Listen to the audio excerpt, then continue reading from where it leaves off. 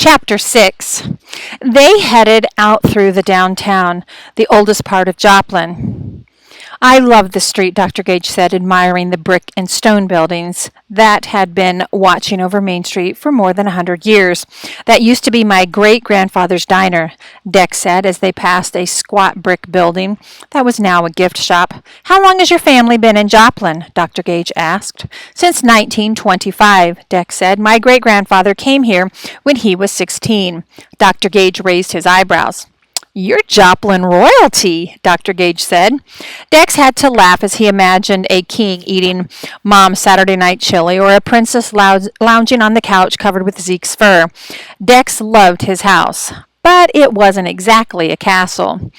I bet Joplin is a great place to grow up, Dr. Gage said. It is, Dex nodded, surprised how much he meant it. Sure, there were more exciting places.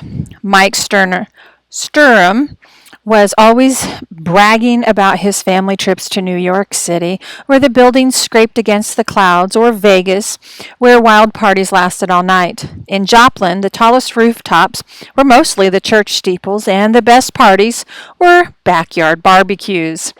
Dex knew that one day he'd travel the world, but he also knew he was happy to come home to Joplin. The land flattened out as they drove toward Kansas, and soon there was nothing but bright green cornfields. Dex scanned the sky, which was clear blue except for some hazy clouds. It was hard to imagine that a violent storm was somewhere nearby. They came upon a beat-up pickup truck on the side of the road at the edge of a field. A young man and woman were standing there, video cameras aimed up at a patch of gray clouds. Dex guessed they were storm chasers, too. Dr. Gage smiled wide as he pulled up next to them and rolled down his window. Jimmy! Sarah! How are you? He called out. Norm! The two chorused. Hey, Jimmy, how's the leg? Dr. Gage asked. 30 stitches, Norm, but healing up nice. Sarah, keep your buddy out of trouble today, will you? I want you guys to be careful. We promise, Norm, said Sarah, her brown eyes shining through round glasses. Who's your assistant? This is Dex James. His dad and I went to college together. Dex was relieved Dr. Gage didn't reveal how they had met yesterday, with Dex almost getting squashed by Dr. Gage's SUV. Dex, Jimmy said, you know you're chasing with one of the best guys in the world? Dex smiled. We're heading northwest, Dr. Gage said. What about you? We'll probably see you later, Sarah said. You going to get some pods into the sky? We're about to, Dr. Gage said. You both take care. And seriously, be careful.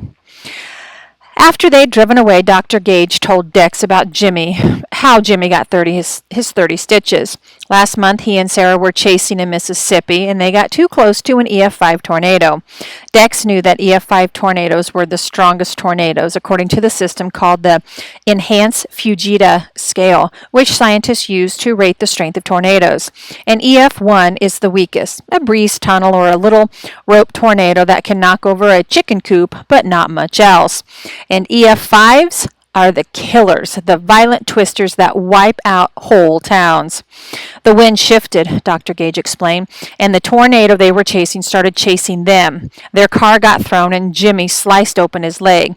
Luckily, the tornado changed directions again and missed them. But they could have been killed. Dr. Gage shook his head like a worried father. I'm hoping they learned their lesson, he added. Do you really think we're going to see tornadoes today? Dex asked, suddenly wondering if that's what he really wanted. We can never be sure, not even with our radar and satellites and computers. All we can do is warn that a tornado might strike, and usually we're wrong. That sure was true of Joplin. The tornado sirens went off practically every week, always false alarms. They were like watchdogs that growled at every squirrel. Most people in Joplin ignored the sirens. Can't you see a tornado on the radar? Dex asked. No, Dr. Gage said. You can see clues, high wind speeds, a storm has what we call rotation or spinning clouds, but tornadoes form deep inside the clouds, hidden from satellites and radar. We don't know a tornado is coming until someone actually sees it with their own eyes. Dex glanced out the window, half expecting a black funnel to explode out of the sky. Dr. Gage went on, but the most dangerous tornadoes are the ones you can't see. They hide behind walls of rain and clouds, and nobody can see them coming. Those are called rain-wrapped tornadoes, right? Dex asked. Dex was showing off. He had learned that term on Dr. Gage's show. Yes, we call them black walls of death. Dex didn't like the sound of that. Have you ever been up close to one of those? Dr. Gage didn't answer at first. Too close, he finally said, looking at Dex. He pulled up the sleeve of his shirt, and Dex tried not to gasp.